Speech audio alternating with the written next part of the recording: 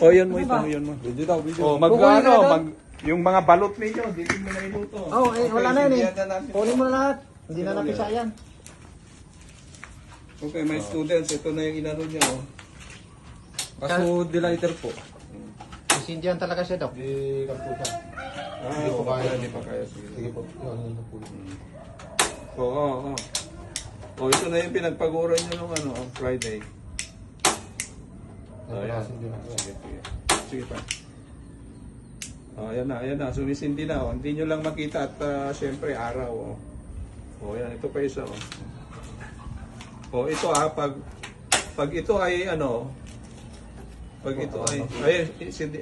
ito ay Meron na punong-puno na yan, Yan po nakasindi. tuloy-tuloy na yan, ano? Yan, okay. So habang mas maraming tayo na nandoon, tuloy-tuloy din yung sindi. Okay. Kuha ka ng data nito ha.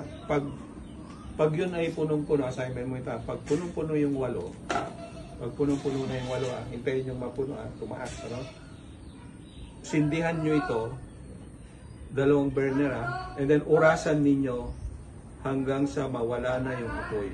So pag nawala na yung apoy, bababa na yun. Okay. So, kaya habang mas maraming tae na pumupunta doon, mas matagal yung mas matagal yung cooking time niya, lalo ng 2. Kaya karga lang ng karga. Ayan.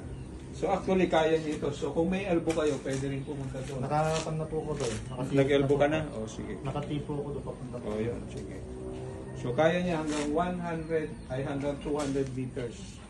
Isang figurine namin sa Pangasinan. Kahit magsabay sila, Dok? Oo, kahit magkasabay. Basta puno yan 200 meters. Kaya niya magluto ng sabay. Nasubukan natin pa po yan. Yan, sige. Okay na. And then tignan ko lang yung ano niya.